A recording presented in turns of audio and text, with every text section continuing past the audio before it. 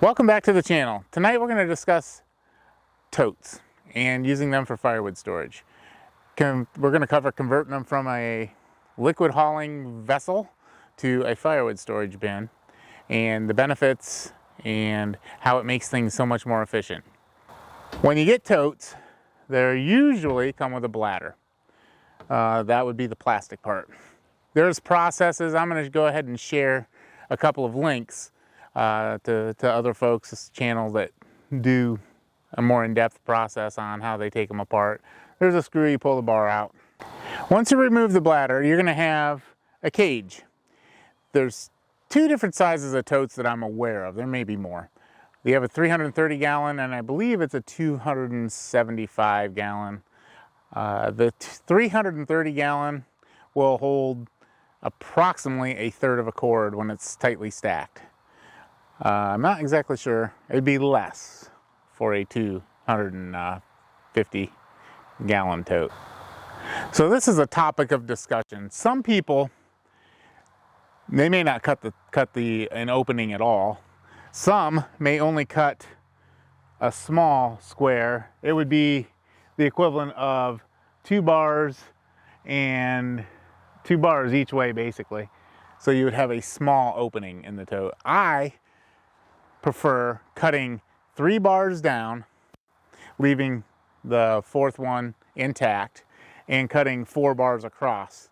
And that gives me ample room to get in and out of the tote, to stack.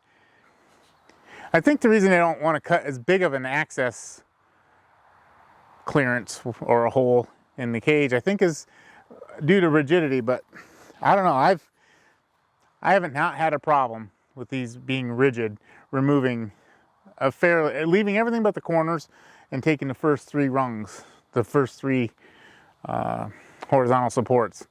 Leaving the corners intact, I stack wood on top, and they don't seem to spread. They seem to hold up just fine. The very end of the process is a bladder. This is what you've removed from the tote. There's some of them are white, some of them are black. This particular one, most of the ones that I get have had some sort of a petroleum distillate in them. These are not food grade, so I would definitely not be using them to feed water animals with it or water your garden. Maybe after they've had a couple years of washing and rinsing, they might be okay at that point. But they can also be a logistics issue. Trying to get rid of these can be problematic for some people. Personally, I set them out by the road and people just take them. There's been an occasion where one has had waste motor oil in it, and it took a little while before somebody would stop by and pick that up. But there's also some other uses. You could use them. I've seen people use these as sleds going down, for snow. I've seen them cut part of it off for a drip pan I used one under my log splitter when it sprung a major leak. As roofing material for a hunting blind. You could potentially cut things into smaller pieces if you wanted to use them as shingles. So I'm sure there's tons of ways to use these. I just set them out by the road and they disappear, and that really works for me.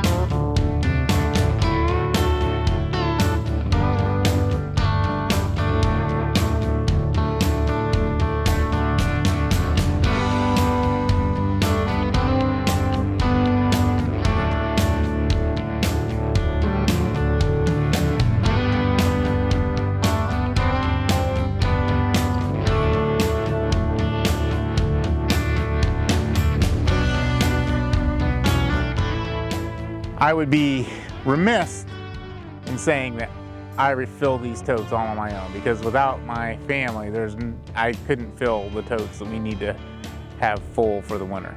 So my boys and my wife, they're great help in that respect.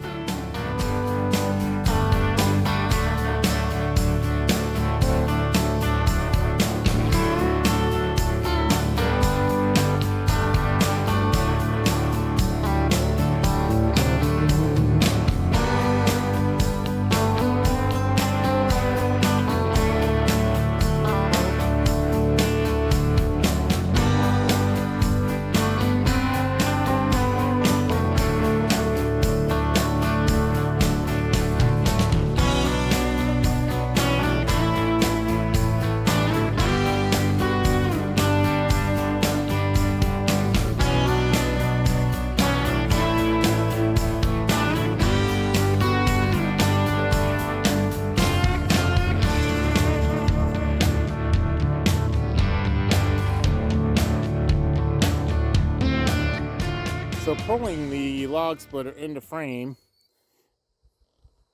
was an interesting vehicle, and it has an interesting story, and it needs a little work. That'll be another video here shortly.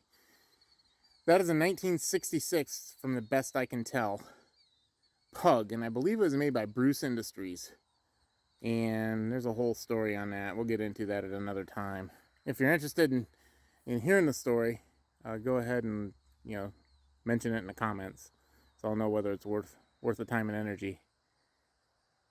All right, as you can see, I think we split for 10 minutes or so. A loosely stacked pile in the tote is probably, I don't know, not even a quarter. Stacked, it'll probably be closer to an eighth of a tote in 10 minutes. It's not terribly bad. So I can see that,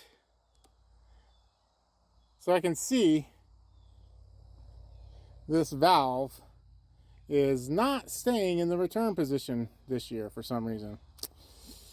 I'm not sure what to do about that. Maybe I won't mess with it and just deal with it. Or maybe I'll replace this, use this valve for a lift. Although the bucket on the tractor, it seems to work okay. So I did want to show you what I had to do.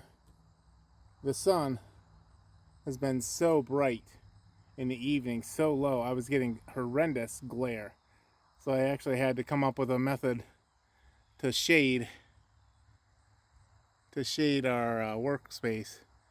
So I got a Massey Ferguson MF20 Industrial this past summer. It was sitting in the weeds.